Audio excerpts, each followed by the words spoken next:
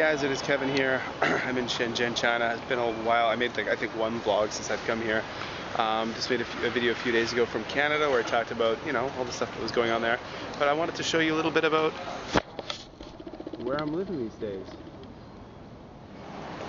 So yeah, guys, I'm going to show you around one part of Shenzhen called Shekou, and Shekou is where I live. It's one of the older parts of the city, and it's a nice, quiet area. So this area's got a lot of shops in it, a lot of restaurants and things that cater to the expat crowd. There's a place there called Emily's. There's a few of those around town, and a lot of Western food, a lot of Western places here, and a mixture of Chinese as well. But tends to be a lot of people who come from other countries tend to like the creature comforts of their own home. Here's a cool thing: you see these blue and white cars? Those are taxi cabs, and the whole fleet of them in Shenzhen are electric, and they're everywhere. Most of the city buses here in Shenzhen are electric as well, so they're working hard to be environmentally friendly. Also, e-bikes. One thing I've noticed since moving to Shenzhen is that the e-bikes here in Shenzhen are much smaller than e-bikes you find in Beijing. Also, people don't ride e-bikes normally on the road, they ride them on the sidewalks. So beware when you're walking the streets of Shekou or Shenzhen, is that there are e-bikes all over the place flying around. So yeah, this whole area, this is next to a place called SeaWorld, is full of trendy cafes and shops. Very stylish, neat place. A lot of nice cafes to hang out in. A lot of nice little pubs, taverns, art galleries.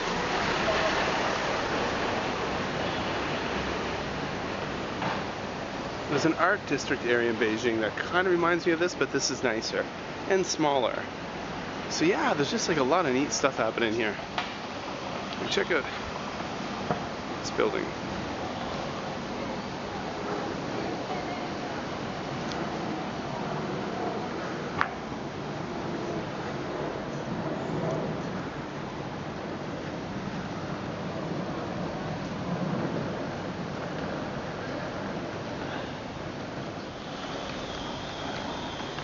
So, some recycled tires being used as planters and things. I see a lot of interesting public art in this area as well. Again, so this is next to an area called Old Shekou. And actually, just a few blocks over from here, it gets really traditional Chinese kind of thing, what you would expect if you were, traveling in China, living in China.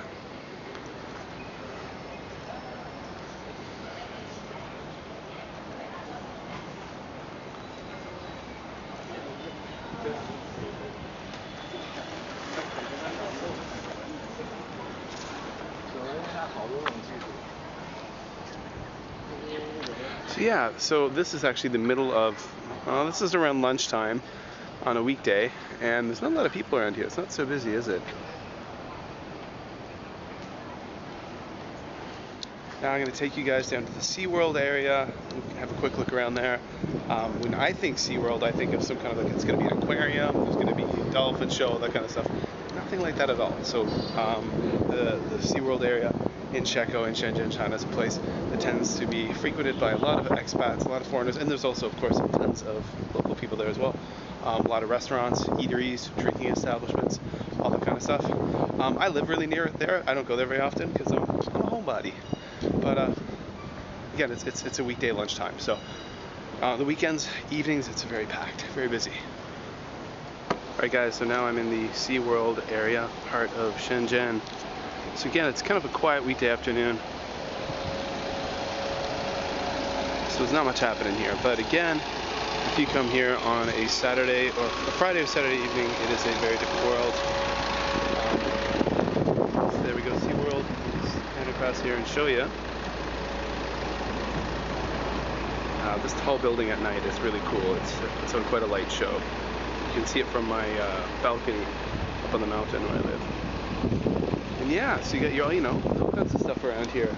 This is some kind of new shopping area over here that's being constructed. It's probably going to be opening up, I'd say, within, I don't know, the next few months, possibly. And there's just basically the streets are just lined with cafes and restaurants. Okay, for everything from your McDonald's to your KFC. So a lot of Japanese restaurants, Korean restaurants. Yeah, I got a Starbucks over here, 7-Eleven, different, hamburger places, Western food. And this place, this area here is just packed with people on a weekend night. And down right in front of us is a ship. What could be up with that? It's interesting because this is our third year living here in China, and all of the places I've lived, the two places, were very un-Chinese, I suppose. When I lived in Beijing, I lived in the expat bubble that is known as Chaoyang, and I lived in the embassy district. So a lot of the restaurants there, a lot of the places were Japanese and Western. So it was a very different experience than others might have living elsewhere in China. This area too, I live in Shekou, which is known as the big expat area of Shenzhen, and yeah, similarly, it's an interesting story. Alright guys, you know my Japan connection, so this caught my attention when I first saw Kumamon Station. This little kind of like a food truck. It's got Kumamon there, but I don't see much about Kumamoto here. Well, it's a Japan themed thing. I think it's actually a juice bar? I don't know. Oh well, there you go. So apparently, this was actually all ocean. This was actually a very nice looking beach up until probably about 20 years ago, and then now it's all reclaimed land. They built all this here, and this is not a real ship. Well, at one time I think it was, but now it's all just dry land, and there's buildings back there, and yeah.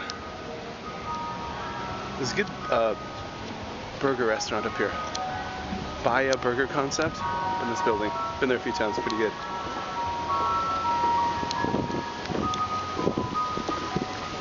Some kind of Halloween events going on soon. It is October. You guys know I'm just coming back from Canada, where that was the first time I've been there in the fall since 2007. It was nice to be back there in the fall. Unfortunately, the reason why I was there wasn't so nice. I talked about that in the last video. My father passed away last week, but it was really good to get back there, and yeah, and it's good to be back here now with the routine of life with my family. I'll be back at work tomorrow. I'm still super jet lagged, so I slept most of the morning. And yeah, it's gonna be interesting. This will be our first Halloween here. We'll have to see how it goes. Lots of events at my school the kids will love, and yeah. So here's that ship, and I know there's a German beer garden up here on the roof, and I think there's a series of other restaurants inside. But yeah, maybe some other things. And this is essentially here like a shallow pool of water. Apparently they have like a light and water show at night. I've never seen it. That's all kind of over this area, the other side of the boat.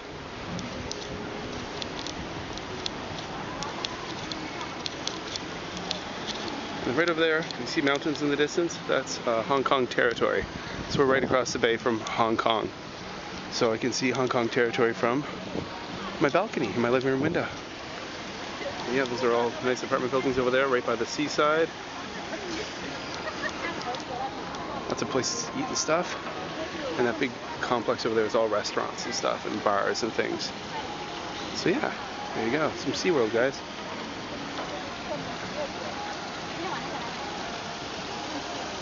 Place to definitely check it if you're ever in Shenzhen.